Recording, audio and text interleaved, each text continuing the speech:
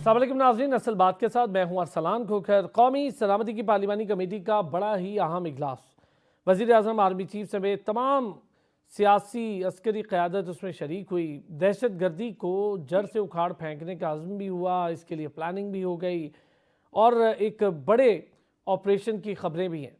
और ज़ाहिर है ये ऑपरेशन क्लीनअप अब बहुत ज़्यादा ज़रूरी हो चुका है।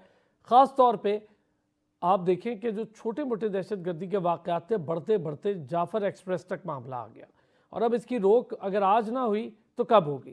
अफ़गानिस्तान में बैठी इस वक्त इंटरिम गवर्नमेंट, उसके किरदार, बिलावल भुट्टो ने बड़ा वाज़े कहा है कि इसके किरदार को दुनिया में अब उजागर करना होगा, ऐसे मामला अब ठीक नहीं होंगे।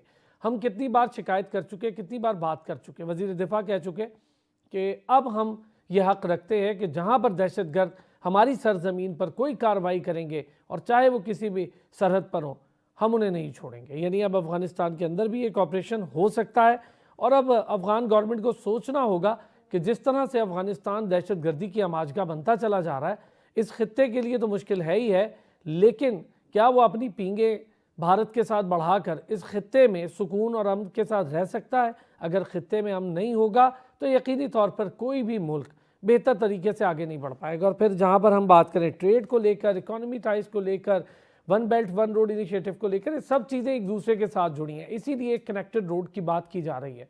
ये सिर्फ तभी मुमकिन होगा जब सारों को ये अदराक हो जाए कि हमें अमन के साथ रहना। लेकिन बड़ा मुश्किल है, भारत जैसे ममालिक और अफ़गानिस्तान में बैठी इस वक्त इंटरिम गवर्नमेंट की सोच रखने वाले जो हुकूमतें हैं, इनके होते हुए, मोदी के होते हुए कि इस खित्ते में कोई अमन की बात हो जाए। दूसरा, इन सारों के पीछे एक बड़ा मुल्क अमेरिका, उसका क्या किरदार है। और फिर हम ज़रा अपने मामलात को भी देखें। बड़ा वाज़े आर्मी चीफ ने कहा है कि जानों का नजराना जो शहदा पेश कर रहे हैं उनके खून का ज़िया नहीं हो सकता है। और इस वक्त बैड गवर्नेंस को लेकर ये सारी चीज़ें सियासी क़यादत को सोचनी, और वाकई में बैड गवर्नेंस या हम अच्छी गवर्नेंस ना होने का रोना बड़े लंबे अरसे से रो रहे हैं, चाहे वो पिछली गवर्नमेंट हो या ये गवर्नमेंट हो। दूसरी तरफ पहले पीपल्स पार्टी के मसाइल और अब एम भी अपना एक अहम इजलास लेकर बैठ गई और अब सोचने पर मजबूर है कि हुकूमत से अलहदा होकर अपोजिशन बेंचेस पर बैठा जाए या ना बैठा जाए। उलमा के किरदार पे बड़ी अहम बात की आर्मी चीफ ने, और जाहिर है कि अब उलमा का किरदार बढ़ना चाहिए। मौलाना फजलुर रहमान ने तो वैसे भी कह दिया कि रियासत के खिलाफ हथियार उठाने वाला दहशत गर्द है।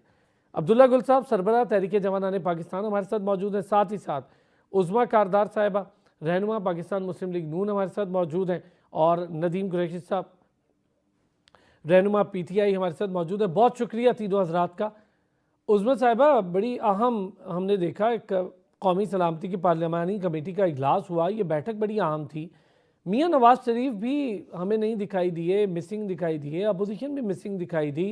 फिर आर्मी चीफ ने बड़ा बरमला इजहार किया गवर्नेंस को लेकर, कैसे मामलात को आगे बढ़ाना है, दहशत गर्दी का खात्मा कैसे करना है। कुछ सर जोड़कर सियासी क़यादत ये सोच रही है? जी, बिस्मिल्लाहिर्रहमानिर्रहीम। बहुत शुक्रिया, आपने मुझे इनवाइट किया। इस वक्त पाकिस्तान जो है वो शदीद जो मुश्किलात का सामना कर रहा है। दहशत गर्दी तो एक ऐसा नासूर है कि उसके होते हुए किसी की जान और माल जो है महफूज नहीं है, और रियासत जो है वो अब पूरी तरह से मुतहर्रिक है कि इसकी इजाज़त अब आगे नहीं दी जा सकती है। ये जो बैरूनी हाथ हैं जो यहाँ पे सहूलतकारों को असला भी देते हैं, पैसा भी देते हैं, और उससे हमारे मुल्क के खिलाफ, हमारे लोगों के खिलाफ जो है इस तरह की वो सफाकाना किस्म की वो कार्रवाइयाँ करते हैं। तो ये तो तय पा गया है। और कल जो कौमी सलामती का जो पार्लिमानी इजलास हुआ था, उसमें तमाम लोग जो थे वो यकजुबान थे। पाकिस्तान रेड लाइन है और पाकिस्तान की बका जो है उसी में हमारी बका भी है। पाकिस्तान रहेगा तो हम भी रहेंगे। तो ये दो टोक फैसला कल हो गया है। आपने मियां नवाज शरीफ की बात की। देखें, इस वक्त हुकूमत में प्राइम मिनिस्टर शहबाज शरीफ हैं और मरियम नवाज साहिबा पंजाब में है। ये दोनों भी नवाज शरीफ की अक्कासी आपको करते दिखाई देंगे, क्योंकि ये उन्हीं के विजन, उन्हीं की गाइडेंस पे दोनों हुकूमतें जो हैं इस वक्त चल रही हैं। तो उनका इस वक्त अगर वो नहीं भी थे तो उनकी आरा, उनकी जो एक पार्टिसिपेशन है अपने बाकी पार्टी के रहनुमाओं के थ्रू हो चुकी है।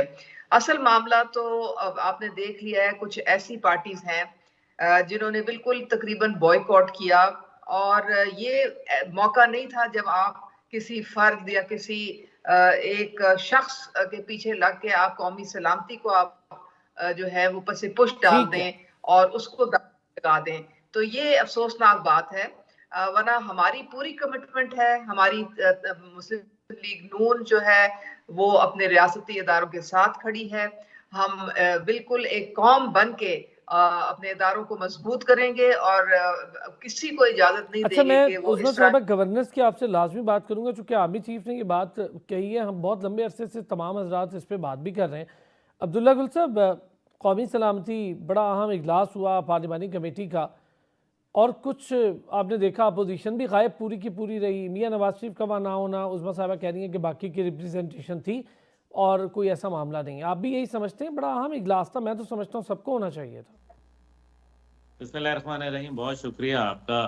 देखिए, कौमी सलामती का इजलास जो है वो कौम के हवाले से है, मुल्क के हवाले से है, और मेरे ख्याल में ये सिर्फ चुनिंदा लोग जो थे उसके अंदर उनको मदऊ किया गया था। जाहिर है जिन्होंने कौम के मुस्तकबिल के हवाले से अपना कोई किरदार अदा करना है, पाकिस्तान की सालमियत, पाकिस्तान की बका के लिए कोई किरदार अदा करना है, ऐसे में ऑपोजिशन का वहां ना होना मेरे ख्याल में एक बहुत बड़ा सवालिया निशान इसलिए भी क्योंकि अगर सियासी सतह पे ही देख लिया जाए तो सानिया जाफर एक्सप्रेस के बाद पूरी कौम यकजबान होकर दहशत गर्दी के खिलाफ खड़ी हुई और अपनी फोर्सेस के जो है पुष्ट पनाही के ऊपर आ गई।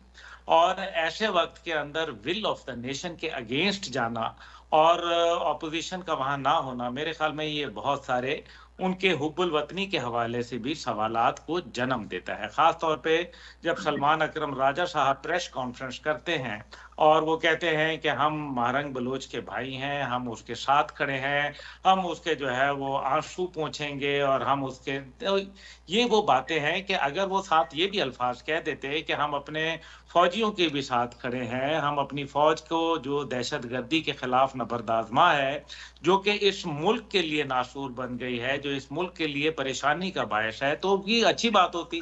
बहरहाल हुकूमत ने उनसे मुलाकात न करवाई, ये मेरे ख्याल में हुकूमत का इंतहाई गैर दानिशमंदाना इकदाम था। और ये मुलाकात या तो फिर वो बाद में भी ना कराते, तो फिर वो जो बाद में मुलाकात कराई उसका कोई फायदा नहीं हुआ। लेकिन बहरहाल ऑपोजिशन के लिए यही था कि क्या इमरान खान साहब कौमी सलामती के हवाले से कोई मुतजाद राय रखते, यही होता ना कि वो दो चार अपनी राय एक्स्ट्रा कर देते, लेकिन क्या वो हुब्बुल वतनी के साथ कॉन्ट्रडिक्ट करती, तो सवाल ही नहीं पैदा होता। अब दूसरी जानिब मियां नवाज शरीफ साहब की बात कर लेते हैं, सरदार अख्तर मेंगल की बात कर लेते हैं। नवाज शरीफ साहब 3 दफा साबिक वजीर आजम रह चुके हैं पाकिस्तान में। उनके भाई जो हैं वो इस टाइम पे वजीर आजम, जबकि उनकी बेटी जो है वो इस टाइम पे वजीर आला पंजाब हैं। ऐसे वक्त के अंदर नवाज शरीफ साहब गैर अहम लोगों से मुलाकातें करते हुए उनकी तस्वीर नजर आई और वो कौमी सलामती के इजलास में शरीक नहीं हुए, जिसका मतलब यह है कि अगर ऑपोजिशन को क्रिटिसाइज हम कर रहे हैं तो उन्हीं शदीद अल्फाज में मैं मियां नवाज शरीफ साहब को भी जो है वो मोरद इल्जाम ठहराऊंगा, क्योंकि वो अपने तजुर्बे से जो है वो कर सकते हैं। अब अगर मुस्लिम लीग की बात कर लें तो मुस्लिम लीग के कौन से धड़े, क्या मियां नवाज शरीफ साहब का धड़ा या मियां शहबाज शरीफ साहब का धड़ा, ये बात तो अब हम सबको पता है ना, ये तो कोई ढकी छुपी बात नहीं है। लेकिन कौमी सलामती पे तो इकट्ठे होना चाहिए ना। और जहां तक बात ये आ गई कि अभी जो हालात जिस तरफ जा रहे हैं, मेरे ख्याल में अख्तर मेंगल साहब को जो बलूचिस्तान के अंदर हैं, वैसे वो बहुत सारी बातें कर रहे हैं लेकिन वो बहुत मायूसी की बातें कर रहे हैं। मैं नहीं समझता कि एक बलोच सरदार जो है वो इतना मायूस हो चुका होगा कि बिल्कुल ही हाथ पैर वो जो है अपना शल हो गए हैं उसके। उनको खड़ा होना चाहिए था, उनको आना चाहिए था अपना। अब्दुल्ला गुल साहब, ये अख्तर मेंगल साहब वाला चैप्टर, इस पे मैं आपसे बात करता हूँ कि इन जो लंबे अरसे से हुकूमत का हिस्सा रहे हैं, अगर वो नाराज़ हों उन्हें मना के लाएं, उनसे बात करें, उन्हें बिठाएं साथ, और फिर आप उनके हालात और बलूचिस्तान के मामलात पे एक बड़ी ज़बरदस्त पॉलिसी मुरतब कर सकते हैं। नदीम कुरैशी साहब, अरसलान साहब आपकी इजाज़त से एक जुमला, मैं नाराज हूँ, मेरे घर में कोई प्रॉब्लम आ जाती है, खुदा ना खास्ता दहशत गर्दी का वाकया हो जाता है, तो फिर क्या मैं नाराजगी के अंदर अपने घर के ऊपर जो दहशत गर्दी का वाकया है इस पे इकट्ठा नहीं होगा? ये कोई अजीब नाराजगी है। ठीक है, ठीक है, चले ये व्यू भी आ गया, इस पर भी बात कर लेते हैं। नदीम कुरैशी साहब, बड़ा अहम इजलास था, बड़ी अहम बैठक थी। पीटीआई क्या सोच क्या रखती है कि मुलाकात करवाएं फिर बाहर लेकर आएं, क्या मामला है? बैठक इतनी अहम नहीं थी, क्या बात थी, क्यों नहीं बैठे आप लोग साथ इस अहम बैठक में? बिस्मिल्लाह, बहुत शुक्रिया अरसलान साहब, आपको भी सब देखने वालों को अस्सलाम वालेकुम। देखिए, बैठक की अहमियत से किसी को भी इनकार नहीं है। यकीनन कौमी सलामती इस वक्त खतरे में है। हमारा बदतरीन दुश्मन हमारे अंदरूनी दुश्मनों को साथ मिलाकर एक साजिश के ताने बाने बुन रहा है, और ये इंतहाई काबिल मजम्मत है, इंतहाई काबिल अफसोस है। तहरीक इंसाफ का ऑफिशियल मौक़िफ़ उनके चेयरमैन गौहर खान की जुबान से, सलमान अकरम रजा साहब की जुबान से, हमारे तमाम अरकान असेंबली की जुबान से पूरी कौम सुन चुकी। अब देखना ही है क्या हुकूमत वक्त इस बैठक को उतनी अहमियत देती है जितना वो इजहार कर रही है। जब हमने ये तय किया कि हम सब स्टेक होल्डर्स, पाकिस्तान के तमाम नोटेबल्स, पाकिस्तान की तमाम पॉलिटिकल पार्टीज, तमाम लोग जो कौमी सलामती के हवाले से मैटर करते हैं, उन्होंने इकट्ठे बैठकर इस बढ़ती हुई अफरियत का मुकाबला करना है, तो क्या वजह है कि पाकिस्तान की सबसे बड़ी पॉलिटिकल पार्टी के लीडर को, जो इंतखाबात में फॉर्म 47 के इस्तेमाल के बावजूद सिंगल लार्जेस्ट पार्टी है, 106 अरकान हमारे पंजाब में है, 100 से ज्यादा हमारे एमएनएस नेशनल असेंबली में है, एक सूबे हमारी गवर्नमेंट है, क्या वजह है कि उनके सरबराह को, जिनकी बेशतर मुकदमात में जमानत भी हो गई है, कई मुकदमात खत्म हो गए हैं, साइफर जैसा केस हाई कोर्ट ने खत्म कर दिया, तो उनको होना तो ये चाहिए था कि हुकूमत उनको भी मौका देती और इसमें हुकूमत की इज्जत में इजाफा होता। इमरान खान साहब आप मौजूद होते, पूरी दुनिया की नजरें होती, पूरी दुनिया इसको इंपॉर्टेंस देती। फिर हमने इससे भी हटकर ये कहा कि हमारी मुलाकात करवाई जाए। जाहिर है हम एक ऐसी पॉलिटिकल पार्टी हैं जिनकी क़यादत जेल में है, खान साहब हैं, शाह महमूद कुरैशी हैं। अगर इमरान खान साहब से जेल में हमारी जो हमने नाम दिए थे उस पर 2 लोगों की मुलाकात भी हो जाती, तो कौन सा ऐसा हर्ज था, कौन सा इसमें अमर माने था, इसमें हुकूमत की कौन सी सुक्की हो जा रही थी? तो मैं नहीं समझता कि हमारा इस बैठक में ना बैठने का मतलब ये है कि हम कौमी सलामती के हवाले से कोई और राय रखते हैं। भाई ये हमारा मुल्क है, ये सलामत है, तो ये सारी पॉलिटिक्स और सब कुछ हो रहा है। खुदा ना करे इस मुल्क को तकलीफ होगी तो हम कैसे महफूज रहेंगे?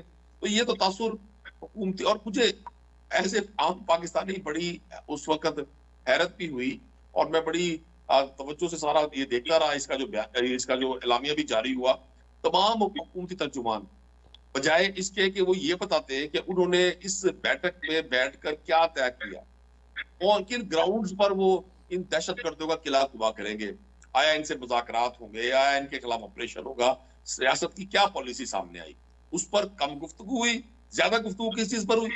तहरीक इंसाफ इसमें शरीक। भैया आप तो तहरीक इंसाफ को ना पॉलिटिकल पार्टी मानते हैं। नदीम कुरैशी साहब, मैं आपसे ही शुरू करता हूँ, एक ब्रेक लूंगा। कुरैशी साहब वापस आता हूँ, आपसे ही स्टार्ट करता हूँ इसी सवाल के साथ। ठीक है, आपकी मैंने बात भी पूरी होने दी, बीच में मैंने कोई बात नहीं की, लेकिन क्या आप समझते हैं कि परसेप्शन किसी और ने बनाया है कि सीरियसनेस नहीं थी, संजीदगी नहीं थी सियासी धड़ों की, या खुद सियासतदानों ने ये परसेप्शन खुद बना दिया? वापस आते हैं ब्रेक से, इस पर बात। Welcome back. नदीम कुरैशी साहब, चूंकि आप बात कर रहे थे, मैं चाहूँगा आपसे शुरू करूँ, फिर मैं हुकूमत का व्यू भी लूँगा। अब्दुल्ला गुल साहब यहाँ मौजूद हैं। तो नदीम कुरैशी साहब, आप ये बताएं, बिल्कुल फैक्चुअल बात है, क्या परसेप्शन मैंने बनाया, परसेप्शन हुकूमत ने बनाया, अब्दुल्ला गुल साहब ने बनाया, या आवाम ने बनाया? किसने बनाया ये परसेप्शन कि जी गैर संजीदगी इतनी अहम बैठक में वकार, कौमी सलामती या बानी पीटीआई, क्या जरूरी है इस वक्त? पाकिस्तान सबसे जरूरी, तो फिर बैठना था। हर शख्स की अपनी अहमियत होती है, हर शख्स की अपना एक कंट्रीब्यूशन होती है कौम के लिए, लेकिन कौम सबसे ज्यादा, मुल्क सबसे ज्यादा अहम होता है। लेकिन सुने, अभी आपने कहा परसेप्शन किसने बनाई?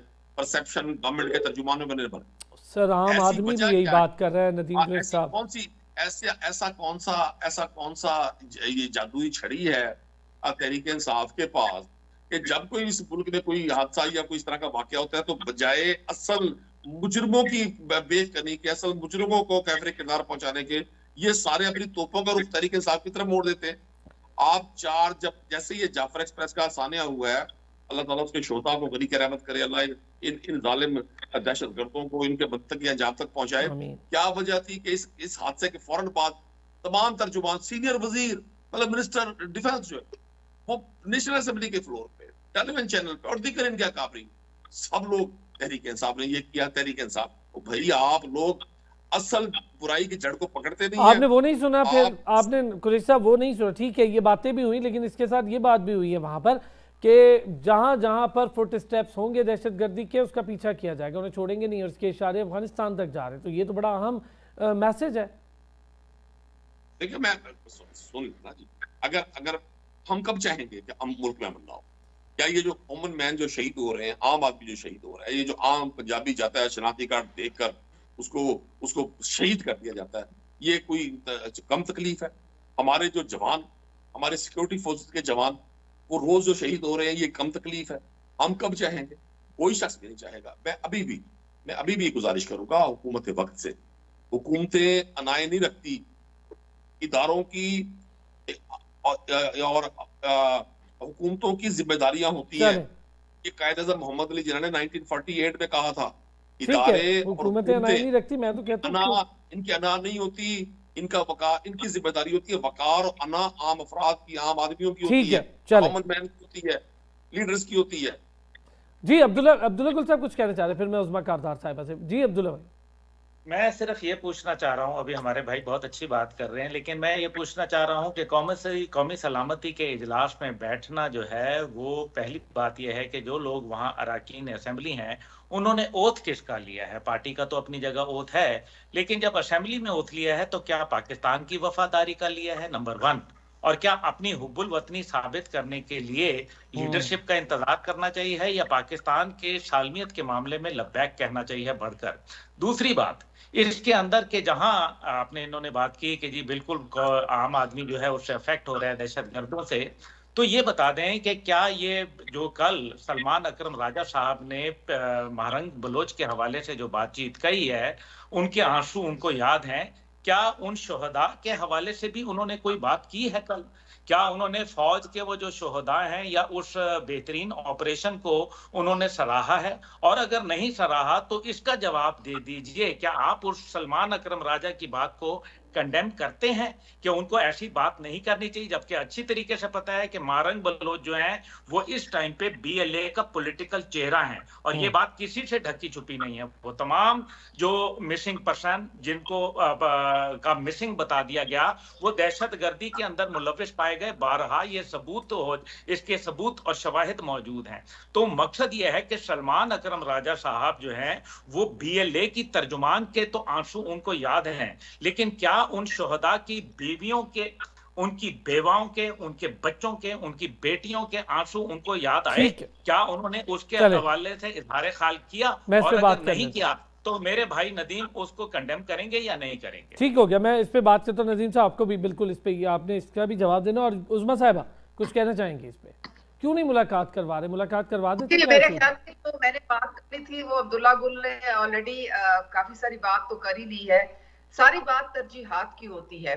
अगर आप शख्सियत परस्ती में आप चलें और आप सिर्फ अपनी सियासी मकासद के लिए आप जो है वो मुल्क को पूरे को दाव पे लगाने को तैयार रहें, तो फिर तो ये इनकी कौमी सलामती की जो एक इजलास होता, उसमें यही बात करते कि दहशतगर्दों को कहते जाके जी वो 45-47 की कहानी चल रही है, अभी जरा उसे हम ठीक कर लें, फिर हम उसके बाद आपको देखेंगे, और फिर हम उसके बाद हम चेक करेंगे कि किसकी कोई शहादत हुई, किसका खून बहाया गया, और किस तरह किसने क्या कुर्बानी दी। तो ये इनकी जो खान है तो पाकिस्तान है, उसके बाहर इनकी सोच जाती ही नहीं है। फिर शोहदा की भी बात साफ कर लें। शोहदा के तो आपने यादगारों को मसमार कर दिया, उनकी तो आपने ऐसी बेहुरमती की कि आज भी हमारे दिल जो है वो गमज़दा है और वो रो रहे हैं। आपने क्या रेंजर्स जो शहीद हुए उसकी कोई बात की? कोई एफसी के जो शहीद हुए जवान, उनकी कोई आपने बात की? और आपका ये कैसे, ये किस तरह का क्या वतीरा है आपका कि आप समझते हैं कि जी कौमी सलामती जो है वो दूसरे दर्जे पे रखेंगे और हमारा जो बानी है वो पहले नंबर पे आएगा, और अपने आप को किस जोन से आप सबसे बड़ी पार्टी कहते हैं? मुझे तो आज तक इस बात की समझ नहीं आई। टोटल करोड़ आपको वोट पड़ा, बाकी जो 3 करोड़ वोट लेके सारे नुमाइंदे लोगों जो बैठे हुए हैं अवाम का मैंडेट लेके पार्लियामेंट में, वो किस गिनती शुमार में आते हैं आपके? तो आपने तो मैं ना मानो वाली कहानी है। देखिए, आपने हुकूमत किस पे करनी है? पाकिस्तान रहेगा तो आप उस पर हुकूमत करेंगे ना। ठीक हो गया। अगर आपने मैं आप दोनों के सवालात को दाव नदीम लगाना के हिसाब से एज इट और इज उसकी पूछ कोई रहे आपकी वैल्यू नहीं है और अभी भी आप जीरो से मल्टीप्लाई कर रहे हैं कि क्या उसका बयानिया था, अच्छा, वैसे आगे से क्या उन्होंने इसका रिजल्ट निकला है। भाई साहब, आपकी आंखों पे बंधी हुई है पट्टी। खुदारा ये मुल्क दुश्मनी खत्म कर दे। आप इस वक्त पाकिस्तान को सोचे, पाकिस्तान की अपनी रेड लाइन बनाए। पाकिस्तान रहेगा तो आप रहेंगे, ठीक हो गया। ये थोड़ा सख्त भी हो जाएगा उस्मान साहबा, ये थोड़ा सख्त हो जाएगा कि कौन किसकी पट्टी और किसकी आंच है। लेकिन चूंकि ये हमारी सारी सियासी पार्टियां हैं और सारों का ये कॉज है, एक ऐसा कॉज था जिसमें मैं कहता हूँ मुझे तो ना भी बुलाते और मुझे पता होता कि मेरा इस्तेहकाक है, मैं जा सकता हूँ, तो मुझे चले जाना चाहिए था। ये एक ऐसी चीज़ है जिस पर सबको एक जैसी सोच रखनी हो। आप दोनों के सवालात, एक ब्रेक लेता हूँ, वापस आता हूँ, नदीम कुरैशी साहब से इस पर बात भी कर लेते हैं। वेलकम बैक जी। नदीम कुरैशी साहब, दो चीज़ें, एक अब्दुल्ला गुल साहब ने जो बात कही मारंग बरूच और उसके आंसू पहुंचने की, और उसके बाद साथ ही जो जवानों की शहादत हुई उस पर कोई बात नहीं हुई। सलमान अकरम राजा साहब वाली तो कोई कंडेम करेगी, पीटीआई इस पर कोई बात करेगी। दूसरा, ये एक ऐसा नेशनल कॉज था, मैं बार बार इस पर बात कर रहा हूँ कि कौमी सलामती वक़ार मुकद्दम होता है या कोई लीडर मुकद्दम होता है। जाना चाहिए था, बात करनी चाहिए थी। बार बार इसका जिक्र अब हर जगह हो रहा है, सोशल मीडिया से लेके आम आदमी से लेके टेलीविजन, एक ही बात कर रहे हैं। तो जरा ये दो चीजें तो पहले हमें बताएं। देखिए, मैं पहले गुजारिश कर दूं, कोई आम आदमी ये बात नहीं कर रहा, कोई पाकिस्तानी लोग बहुत समझदार है। पाकिस्तानी कौम शऊरी तौर पे वहां पहुंच गई है, वो इस सारी नौटंकी से वाकिफ है। ये हुकूमती तर्जुमान इस बात को दोहरा रहे हैं और ये परसेप्शन देने की कोशिश कर रहे हैं, अदरवाइज सब लोगों को पता है। इसमें कोई कंपैरिजन नहीं है अरसलान, कोई तकाबुल नहीं है कि कौन अहम है कौन अहम नहीं है। कैसे पॉसिबल है कि कौमी सलामती अहम ना हो? बिल्कुल कौमी सलामती सबसे ज्यादा अहम है। तो सर हर मौके पर मुतालबात क्यों आ रहे हैं? नदीम कुरैशी साहब, मेरा सवाल है, मुतालबात की बजाय बैठ जाना चाहिए, मुतालबात बाद में कर लिए जाएंगे। जान एक सुने तो सही ना जिले सुबानी, मैं जान के मान बहुत अर्ज करूं, मेरी गुजारिश सुन ले। Please please. अडियाला में इमरान खान साहब को कैद किया हुआ है।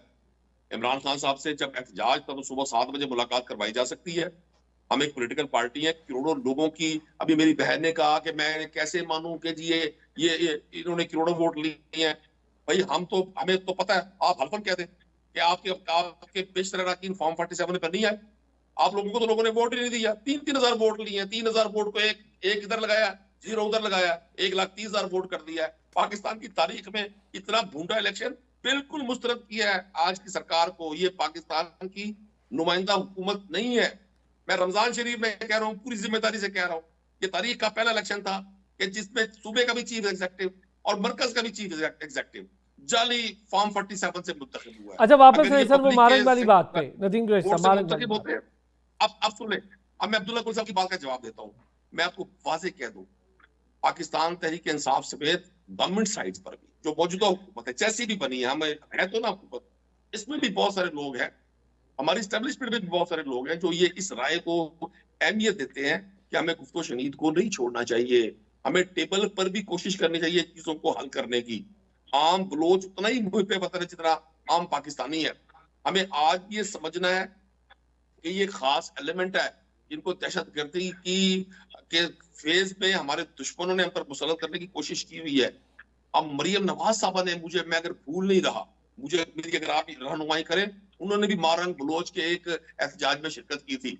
ये ऐसी इतनी बड़ी कोई बात नहीं। और क्या पाकिस्तानी हुकूमत ने मारंग बलोच के नोबेल प्राइज के लिए जो नामजद किया गया उसमें कोई एहतजाज किया इंटरनेशनल कम्युनिटी से? क्या पाकिस्तानी गवर्नमेंट इनके साथ मुज़ाकरात नहीं करती रही?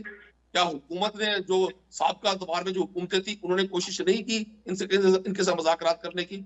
तो तहरीक इंसाफ आज भी ये समझती है कि हम अगर चीजों को, और तहरीक इंसाफ नहीं, वो एवरी जो जितना स्टेक होल्डर्स है उसमें एक है इस तरह का एक कंपोनेंट जो ये समझता है कि बातचीत से इस मसले को हल किया जाए। और मुझे ऐसे आम पाकिस्तानी में आज भी समझता हूँ कि हमें इन दहशतगर्दों को छोड़कर बाकी जितने भी लोग हैं, पॉलिटिकल लोग हैं, अगर अख्तर मिंगल साहब डिसाइड हुए हैं, डॉक्टर अब्दुल मालिक साहब है, दीगर लोग हैं, तो हमें इनको ऑन बोर्ड करना है।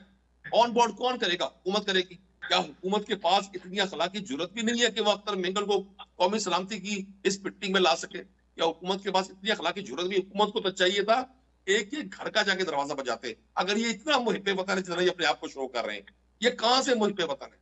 और जिन हुकूमतों, जिन हुक्मरानों की प्रॉपर्टीज बैरून मुल्क हो, जिन हुक्मरानों के असासे बैरून मुल्क हो, मुल्क पर कोई बुरा वक्त आए तो ये हुक्मरान बैरून मुल्क जाकर बैठ जाए, जिनके बच्चे वहां पढ़ते हो, जिनका हेल्थ सिस्टम चलें, जो पे वहां का डिपेंड ठीक करते हो, ये ठीक क्यों है, किसी को सर्टिफिकेट देंगे? मैं इस और पर दूसरा मैं अब्दुल्ला मैं इस गुल पे साहब बात को कर एक गुजारिश, जी एक जुमला, जी जी अब्दुल्ला गुल साहब को बड़े बसर एहतराम, ये एक बड़े अजीम बाप जरा के बेटे हैं, बारी साहब के बच्चे कहाँ पढ़ते हैं, जरा ये भी इनसे पूछ लें। बारी साहब के बच्चे जो हैं उनकी उम्रें भी पूछ लें और ये भी पूछ लें कि वो साहब के अब बच्चे वही जवान हो नेशनल गए है, तो उनको पानी साहब के उनको बच्चों को, इतनी तौफीक पानी नहीं साहब हुई के कि वो बच्चों को, पाकिस्तान में पानी आ साहब के जाए बच्चों और को आपको पाकिस्तान 4 के साल शहरी प्रोटेक्ट बन के करती रही रहें। है।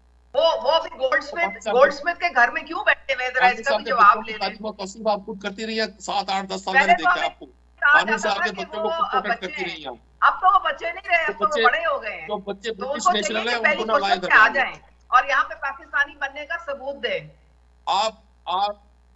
आप गोलू की बात करें, उनके बच्चे अच्छा ब्रिटिश चलें, नेशनल है, आप जो वो बात पैदा वहीं करते हुआ हैं है, उनकी माँ नदीम वहीं कुरैशी की है। साहब, अब्दुल्ला आप गुल उनकी साहब, बात करें जो इस मुल्क में अब अपनी कोई रखते हैं। रिवाज नहीं है उनके बच्चों का बाहर रहने का, उनको ये आदत अरसलान पड़ भाई गई है मुझे भी मौका दे दें। जी जी, अच्छा 2 मिनट, सिर्फ 2 मिनट दीजिएगा। वहाँ पे उनको हर किस्म अब्दुल्ला की जो गुल साहब, आसाइश प्लीज। मिलती है ना, उसकी जी आदत जी पड़ जी, गई है उनको। अच्छा मुझे अब्दुल्ला जी अब्दुल्ला अरसलान गुल साहब साहब कुछ कहना फरमाइए, चाह रहे हैं। सवाल पूछिए। अब्दुल्ला गुल साहब, सवाल ये है कि आपस की बदएतमादी को ख़त्म करना होगा। गंडापुर साहब ये बात तो कर रहे हैं, आपस की बदएतमादी ख़त्म करने का कोई फार्मूला है? देखें, फार्मूला तो कोई नहीं है, फार्मूला तो यही है ना कि उनको इमरान खान साहब को रिहा किया जाए। अब मसला यहाँ ये है कि उनको अदालत ने एक फ़र्क केस पे, ये कोई पॉलिटिकल केस नहीं है बल्कि ये एक तोशा खाना का और फिर एक इद्दत का केस है, ये दोनों क्रिमिनल केस हैं, ये पॉलिटिकल कोई विक्टिमाइजेशन नहीं है, वो अपनी जगह होगी। लेकिन इसके अलावा अगर हम बात कर लें फॉर्म 47 और उसके ऊपर, तो जब मज़ाकरात होते हैं तो फिर मज़ाकरात में तो दोनों पार्टियां बैठती हैं, यानी कि हुकूमत को तस्लीम किया गया तभी मुज़ाकरात पे बैठे, वो अलहदा बात है कि वो मुज़ाकरात फेल हुए। ये एक सियासी गिमिक्री है जो सब ने लगाई हुई है मेरे ख्याल में। कभी वो एक दूसरे को क्रिटिसाइज करके इसी तरह से टाइम गुजार रहे हैं। कौम जो है वो हकीकी इश्यूज के ऊपर बात करना चाहती है। अली अमीन गंडापुर साहब की जहां तक बात है, आप देख लीजिए कि खैबर पख्तूनख्वा सबसे ज्यादा दहशतगर्दी से हिट सूबा है, लेकिन उसके वजीर आला के हवाले से जब आप बात करते हैं कि जी काउंटर टेररिज्म डिपार्टमेंट के लिए 600 अरब रुपए दिए गए, वो 600 अरब रुपए का हिसाब कहाँ गया? बात यह है कि 96% जो है सिर्फ उसका पैसे का वो काउंटर टेररिज्म डिपार्टमेंट की जो तनख्वाहें हैं और उसके ऊपर लगा दिया गया। टोटल 537 फील्ड ऑपरेटर्स जो हैं वो इस टाइम पे मौजूद हैं काउंटर टेररिज्म डिपार्टमेंट के पास। तो आप मुझे बताएं, एक सूबा जो पिछले 20 साल से दहशतगर्दी का शिकार है, उसके पास 537 लोग हैं, वो भी 600 अरब रुपए के ऊपर। तो मुझे बताएं मेरे भाई के फिर हम कहाँ खड़े हैं? फिर इसी तरीके से 810 मिलियन का जो है वो स्कैम आता है कि जिसके अंदर फी बंदा जो है 1240 जो है सोशल मीडिया वॉरियर जो है वो बकायदा खैबर पख्तूनख्वा हुकूमत जो है वो हायर करती है, और वो लोग जो है वो, ये अखबार के स्कैम की बात कर रहा हूँ, ये मैंने कोई अपने तौर पे नहीं करा, तो उसके ऊपर कोई जवाब नहीं आया। और वो लोग 1240 भर्ती किए गए पीटीआई की प्रमोशन के लिए सोशल मीडिया के वॉरियर बन के। वो वॉरियर कहाँ थे जब जाफर एक्सप्रेस का वाकया होता है? लेकिन जो अहम बात है अरसलान साहब, मेरी बात गौर से सुनिए, इसमें आर्मी चीफ साहब ने एक बड़ा अहम बयान दिया है। उन्होंने ये कहा है कि जो गवर्नेंस गैप यानी कि एडमिनिस्ट्रेटिव फेलियर्स हैं, उसका जो खमियाजा है वो फौजी अपने खून के साथ, पुलिस अपने खून के साथ क्यों दे? ये गैप हम अपने खून के साथ क्यों फिल करें? इसका मतलब ये है, मैं बहुत बसद एहतराम सबसे, देखिए बात यह है कि गवर्नेंस इशू है ना, 90 अरब रुपया बलूचिस्तान को गया, वो कहां चला गया? उसके अंदर जो ऑफिशियल रिपोर्ट है वो कहती है कि 85% करप्शन का शिकार हो गया। अब आप मुझे बताएं कि इसके अंदर कसूरवार वफाक है, पंजाब है, खैबर पख्तूनख्वा है, सिंध है, कौन है?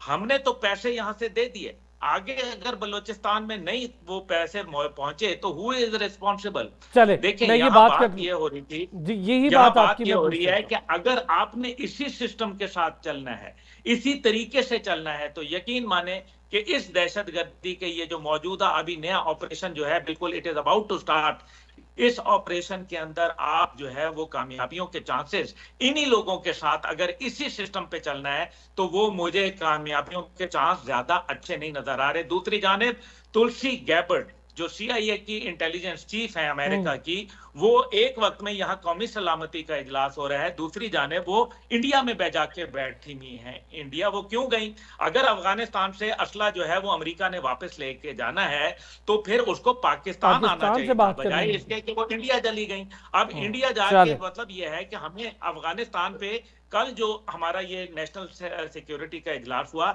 इसमें हमने अमेरिका के मुतल्लिक बात क्यों नहीं की कि जहां जिसने 7.12 बिलियन डॉलर का असला छोड़ के गया, जो पाकिस्तान में दहशतगर्दों के हाथ लगा और वो उससे पाकिस्तान की सालमियत को खतरा बिल्कुल बन सही रहा बात है। वजीर दिफा को इस पे बात करनी चाहिए थी, वजीर दिफा को इस पे बात करनी चाहिए थी, ये उनका मैंडेट भी है।